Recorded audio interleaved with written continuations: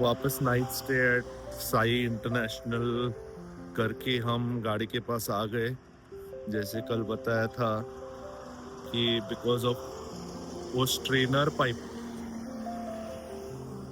Oil sump में एक strainer pipe होता है ऑयल खींचने, तो वो गलत आ गया था कल, और कल संडे होने की वजह से मिला भी नहीं। We search the entire Kolhapur market, scrap वाला भी ढूंढा पर मिला नहीं। तो आज सुबह वो बस से आया, पुणे में मिला एक जगह और वो बस से आया। अभी वो बिठाने का काम चल रहा है फिलहाल। फिंगर्स क्रॉस्ड सब ठीक हो जाए आज and we reach Pune by the end of the day. तो ये जो पाइप है ये स्ट्रेनर पाइप है, और ऑयल चेम्बर इतना चपटा होने के बाद स्ट्रेनर क्या बचने वाला है। तो ये पाइप थर्ड डे पे हमें मिला और इसके बेसिस पे गाड़ी आज चालू होएगा, इस होप से हम लगे हुए थे। थोड़ा नीचे से आपको दिखा दूँ तो एक्सेल ठीक लग रहा था, पर रेडिएटर थोड़ा आउट लग रहा था नीचे आया हुआ, शायद क्रॉस मेंबर बेंड हो गया था। बाकी एंगल वगैरह बॉडी का काम तो बहुत था। रेडिएटर हमने ठीक करवा लिया था इन कोल्हापुर इटसेल्फ, और बाकी पाइप्स जोड़ दिए थे। ओनली ऑयल चेम्बर बिठाना था along with the strainer pipe. और क्योंकि मीटर में सारे लाइट चालू थे तो गाड़ी स्टार्ट होने वाली थी, और लो हो गई भाई start. After fitting the strainer and the oil chamber गाड़ी तो स्टार्ट हो गई।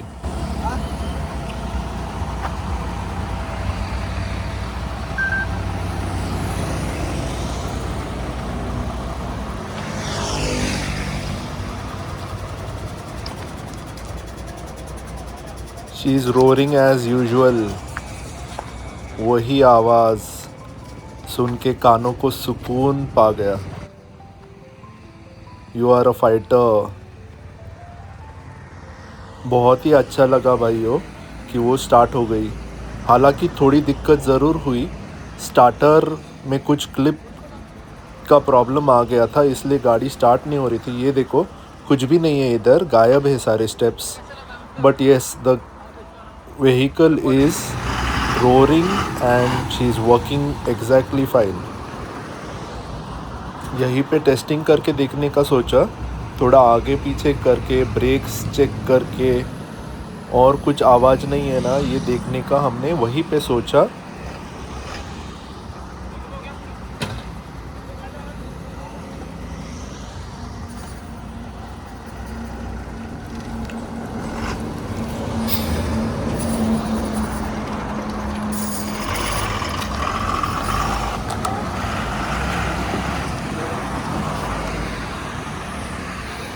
Working completely fine.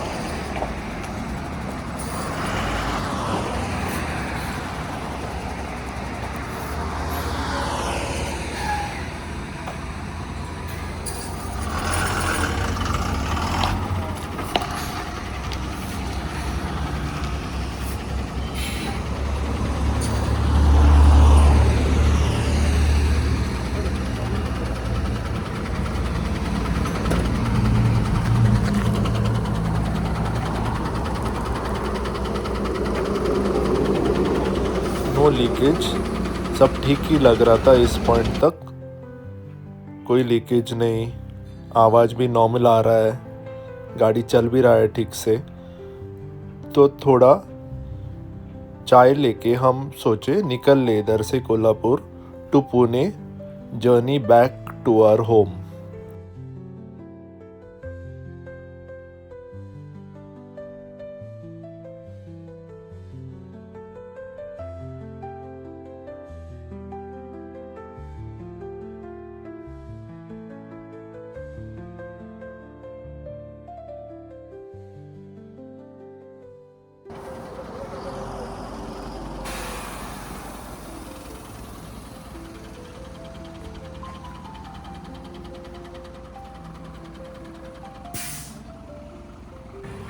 Bye God's grace ये हमारा लास्ट डे था ऑन द रोड।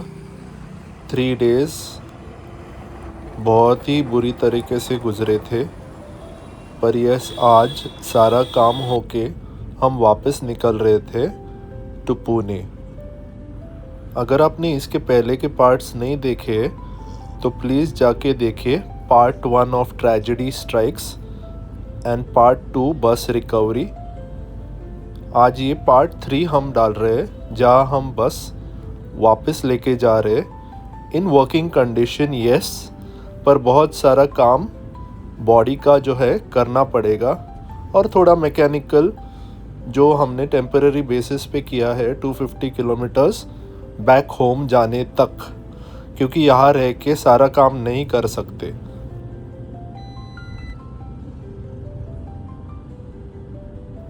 और पूरे रास्ते हम फॉलो ही कर रहे थे बस को, पर सब लोग चलाने वाले आजू बाजू के बस की तरफ देख के शॉक एंड सरप्राइज हो रहे थे, क्योंकि वो दिख ही रहा था ऐसे डेंजरस।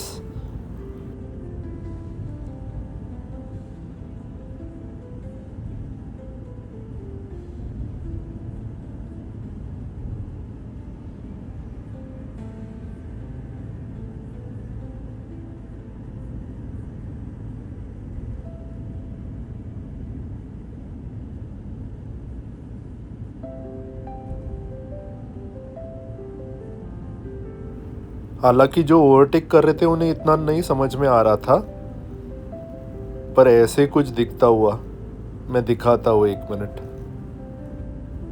इधर तक सब ठीक है, कुछ नहीं लग रहा है। हाँ, कुछ तो बाहर आ रहा है बस में से, इधर समझ में आ रहा है अगर किसी ने कीनली ऑब्जर्व किया तो। और ये स्टेज पे फिर समझ रहा है भाई भाई भाई ये क्या हो गया।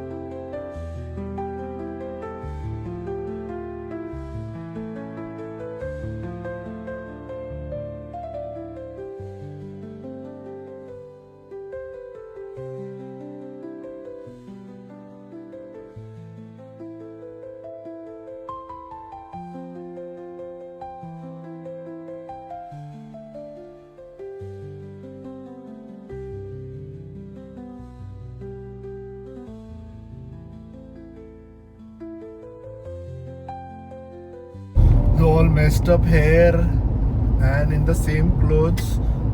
इतना ही पॉजिटिव बात है कि नहा लिया है दोनों दिन और कपड़े वही डाले।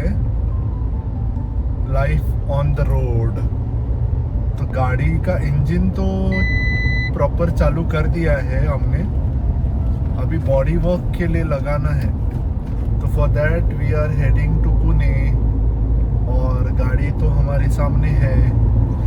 वी आर विद द गाड़ी। वैसे कोई प्रॉब्लम तो नहीं लग रहा है, थोड़ा ऑयल लीकेज है बट ऑयल प्रेशर मेंटेन हो रहा है। पावर स्टीयरिंग का शायद से ऑयल जा रहा है, may be because of the impact काफ़ी ज़ोर से बैठा था सामने, उसकी वजह से हो सकता है कि कोई पाइप लीकेज हो रहा है। पावर स्टीयरिंग के हमने इधर रिपेयर कर लिए बट सम अदर पाइप में भी। And 2 days of turmoil, the turmoil will continue till the time ये बस रेडी नहीं हो जाता। बट यस, इतना है कि घर से we can take good care of it और उसको गैरेज भेज के उधर से कर सकते हैं। ये 2 दिन रास्ते पे रुक के सब काम करना was a really testing time for all of us, पर वो कर लिया है अचीव।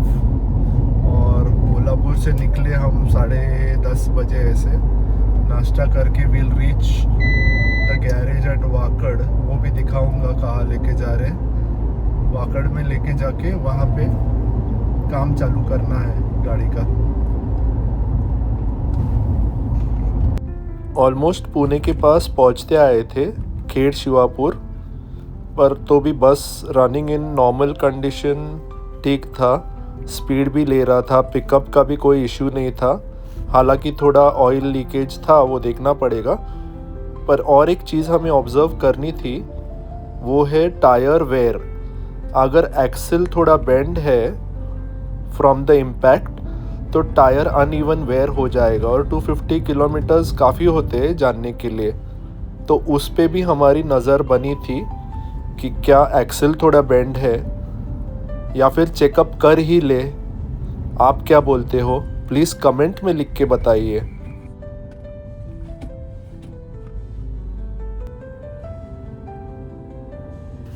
और मैकेनिकली और क्या चेकअप करना चाहिए बस का, वो भी सजेस्ट करो कमेंट्स में।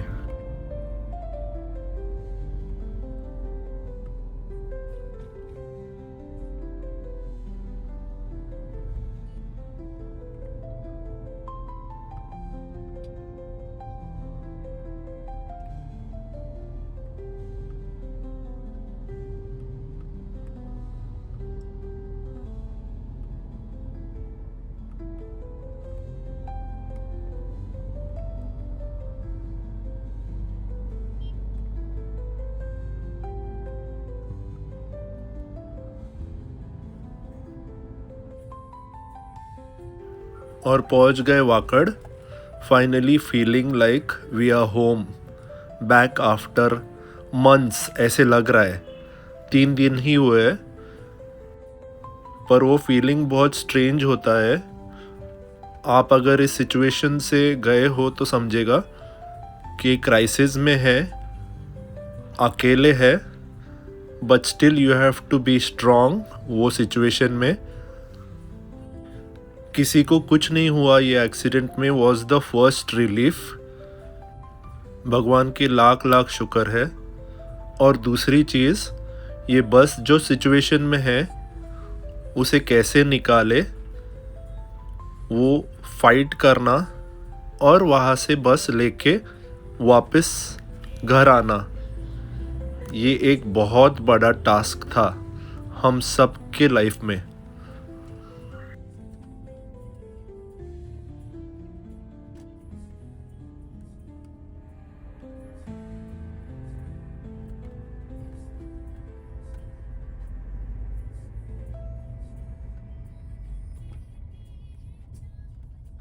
और उसे देखो बस को, ऐसे जैसे कुछ हुआ ही न हो उसे।